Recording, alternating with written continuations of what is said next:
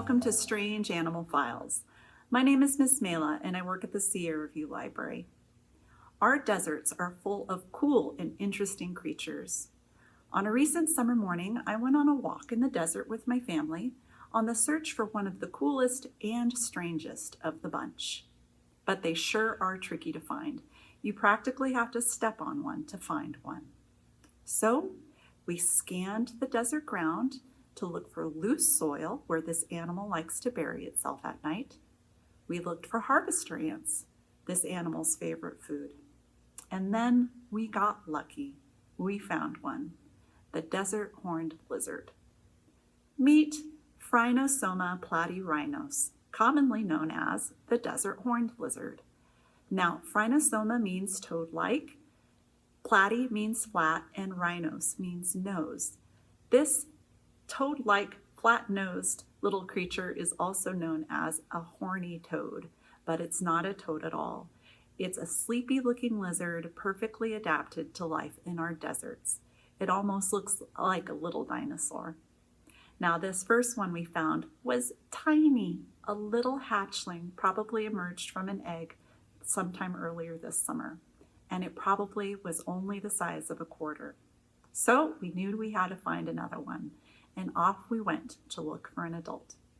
Now, our horned lizards don't like temperatures much higher than the 80s, so we knew we didn't have a lot of time. We searched the shade around the base of bushes and shrubs, looking for movement, and we got lucky. We found an adult female.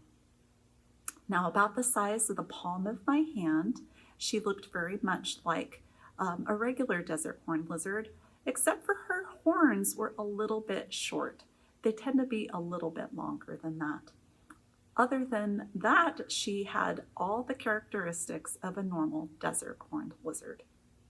Now, horned lizards have various ways to protect themselves from predators. First, they have a crown of horns on the top of their heads, which makes them really difficult to swallow. In fact, snakes have been found dead with the horns of a horned lizard sticking out of their throats. They also have sharp, pokey little spines on the outer edge of their bodies, and they're quite pokey on top as well.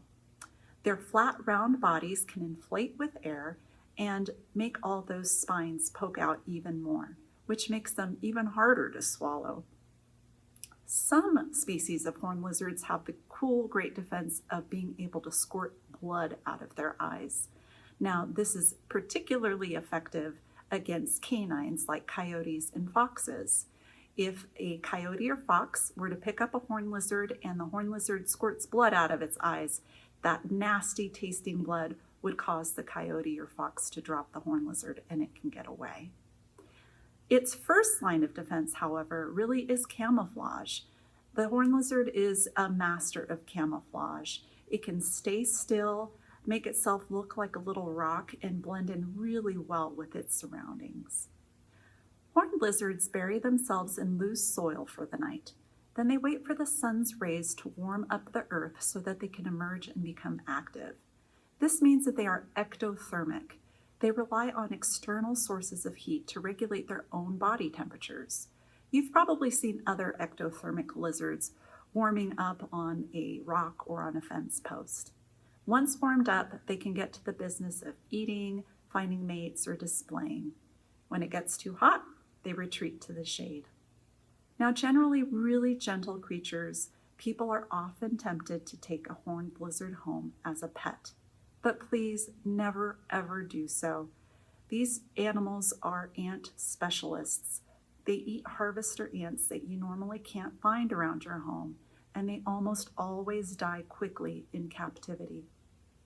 So take a walk in the desert and keep your eye out for the desert horned lizard. Enjoy it from the wild. It is truly one of the coolest and strangest little creatures in our area.